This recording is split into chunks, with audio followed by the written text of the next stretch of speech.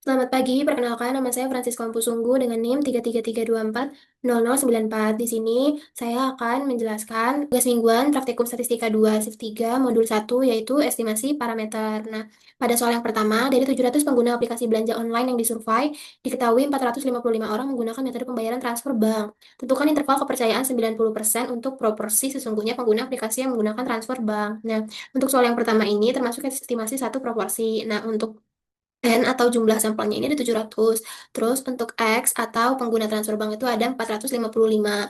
Nah, terus untuk tingkat kepercayaannya itu, interval kepercayaannya ada di 90%. Berarti alfanya 1 dikurangi 0,90. Jadi 0,10. Nah, jadi kita bakal coba pakai RStudio terlebih dahulu.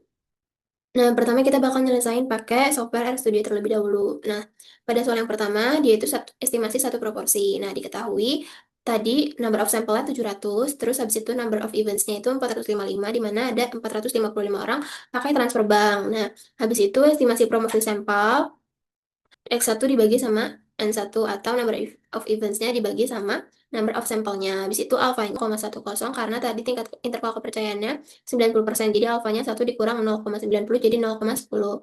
Nah, terus kita bakal run yang ini. Nah, terus selanjutnya ada interpolasi untuk Z. Nah, ini nilai Z kritis kurang dari kuantil normal. Terus habis itu alfa 1/2. Terus kita bakal run aja. Nah, terus selanjutnya ada standar error. Standar error kurang dari square root atau akar kuadrat dari estimasi proporsi sampelnya. Nah, terus dibagi sama number of sampelnya. Terus kita bakal run. Nah, terus habis itu ada batas bawah dan atas selang kepercayaan. Lower bound itu batas bawah, kurang dari estimasi proporsi sampel, terus dikurangin sama nilai Z kritis, terus dikali sama standar errornya. Begitu juga yang batas atas kurang dari estimasi proporsi sampel ditambah Z kritis sama standar error. Nah, terus cetak hasil, ini interpolasi nilai Z kritis, lalu selang kepercayaannya 90% untuk proporsi lower bound dan upper bound dibagi sama si sampelnya. Habis itu kita bakal run sampai cetak hasil. Nah, udah itu didapat untuk standar errornya. Nah, habis itu dapat hasilnya untuk Z kritisnya di 1,64, lalu standar errornya di 0,018. Terus untuk hasil nilai Z kritisnya di 1,64. Dan juga untuk selang kepercayaannya untuk ini didapat 0,62 dan juga 0,67. Nah, terus kita bakal ke step untuk penyelesaian soal yang pertama.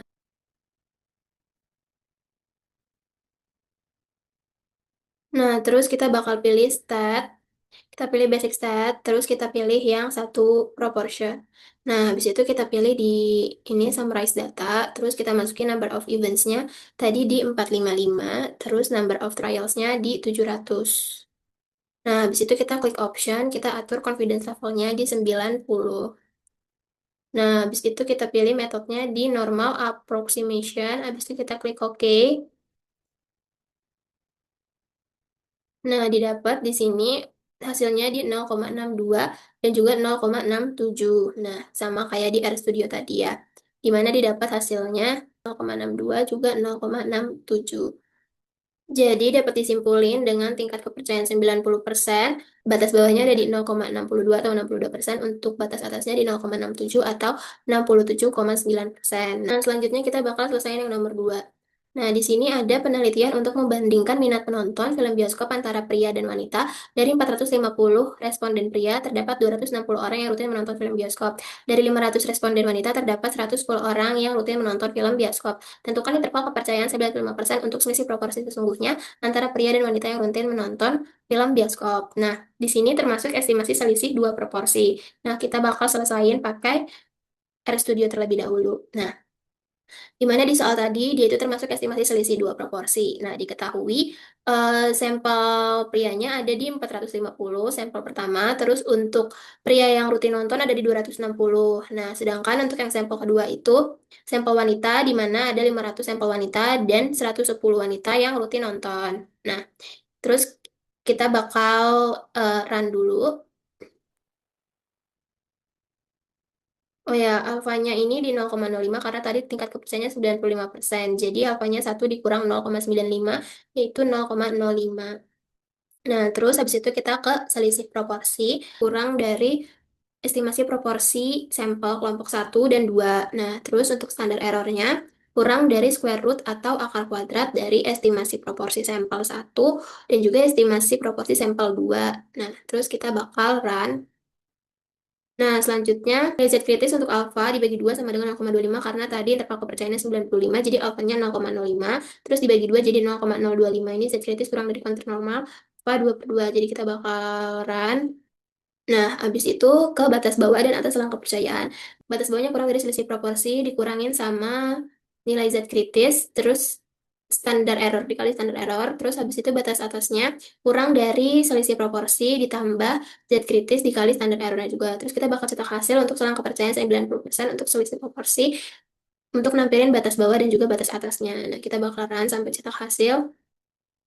Oke, di sini didapat eh, untuk batas bawahnya di 0,299 dan juga untuk batas atasnya di 0,41.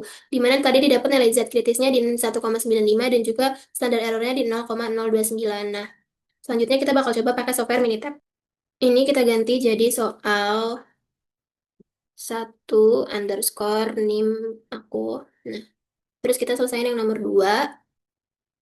Nah, selanjutnya untuk nomor 2 kita pilih stat, terus kita pilih basic stat, terus kita pilih yang dua proportion, nah terus kita pilih summarize data, terus kita masukin sampel satunya di 260, terus number of trialsnya 450, terus sampel 2 110, terus number of trialsnya di 500. Nah, terus habis itu kita klik option.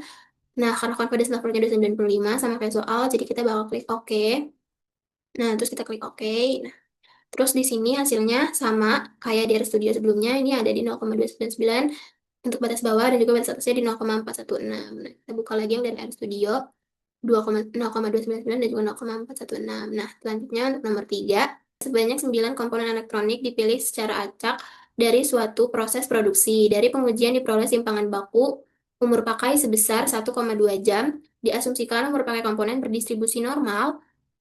Tentukan interval kepercayaan 95% untuk variansi dan simpangan baku umur pakai seluruh komponen elektronik. Nah, kita bakal selesaiin pakai software RStudio dulu. Nah, di mana tadi diketahui soal yang ketiga ini estimasi variansi. Nah, di sini diketahui tadi number of sampelnya itu ada 9 komponen. Nah, untuk sampel standard deviation-nya ada di 1,2 jam. Nah, jadi kita tulis di sini 1,2. Terus untuk alfanya, tadi kan tingkat kepercayaannya di 95%. Nah, jadi kita alfanya di 0,05. Terus habis itu derajat kebebasannya kurang dari number of sampelnya. Nah, terus kita bakal run yang ini. Nah, terus selanjutnya kita bakal cari nilai chi-square dari tabel untuk df sama dengan 8. Kenapa df sama dengan 8? Karena tadi n-nya, si sampelnya itu ada 9, terus habis itu dikurangin 1, jadi sama dengan 8. Nah, untuk chi-square kurang dari kuartil chi-square, terus habis itu ini juga sama. Nah, ini untuk menampilkan si batas bawah dan juga batas atas. Nah, terus habis itu kita bakaran.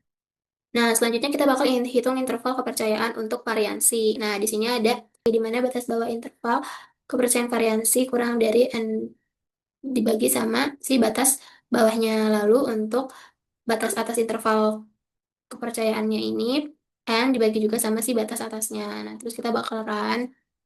Nah, habis itu hitung interval kepercayaan untuk simpangan baku. Nah, ini ada standar deviasi batas bawah simpangan baku, terus ada SD upper yaitu batas atas dari interval kepercayaan simpangan baku, kurang dari square root atau si akar kuadrat dari si batas bawah dan batas atas dari si interval kepercayaan variansi. Nah, terus selanjutnya kita bakal cetak hasil selang kepercayaan 95% untuk variansi bawah dan juga variansi atas, lalu untuk selang kepercayaan 90% untuk simpangan baku untuk batas bawah dan juga batas atas. Nah, selanjutnya kita akan run.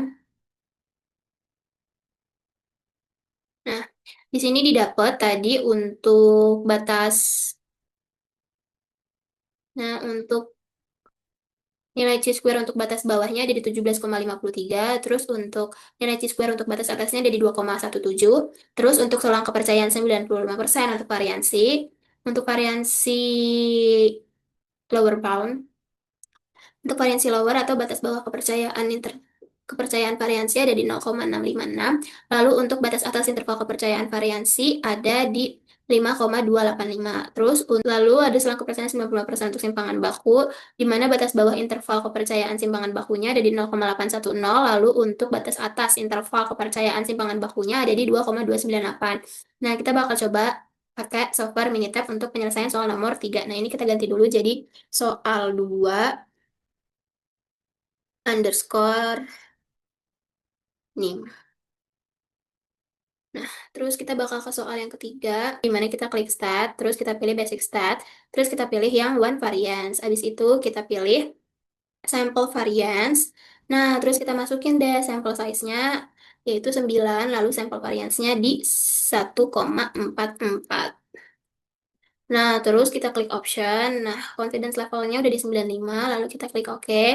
Nah, habis itu muncul nih hasilnya, di mana hasilnya itu ada di 0,66 untuk batas bawahnya, lalu untuk batas atasnya di 5,29, sama kayak yang ada di RStudio ini, cuma beda pembulatan aja. Kalau yang RStudio kan 0,656, kalau yang di Minitab dia pembulatan ke atas jadi 0,66. Lalu untuk batas atasnya kalau di RStudio 5,28, di Minitab juga sama, cuma karena dia dibulatin ke atas jadi 5,29. Nah, terus kita ganti dulu jadi soal 3A. Soal 3A NIM kita. Nah, terus selanjutnya kita bakal ke soal 3B. Kita pilih stat lagi, kita klik basic stat, terus kita pilih yang satu variance. Nah, tapi di sini kita pilihnya yang sampel standar deviation. Nah, tadi sampel size-nya masih di 9 juga, tapi sampel standar deviation-nya di 1,2. Nah, untuk confidence level-nya itu di 95% karena udah 95 di menitnya, terus kita klik OK. Nah, terus kita klik OK lagi. Nah, didapat untuk eh, variance standard deviation of variance-nya ini di batas bawahnya di 0,81, lalu untuk batas atasnya di 2,3. Sama kayak di RStudio tadi di 0,81 dan juga di 2,29. Tapi kalau di Minitab dia dibulatin ke atas jadi 2,30. Nah, jadi dengan tingkat kepercayaan 95%, variansi umur pakai seluruh komponen elektronik itu ada di 0,65 dan 5,28 jam. Lalu untuk simpangan baku umur pakainya berada di 0,81 dan di 2,29. Sekian penjelasan dari saya. Mohon maaf apabila ada kesalahan atau kekurangan. Terima kasih.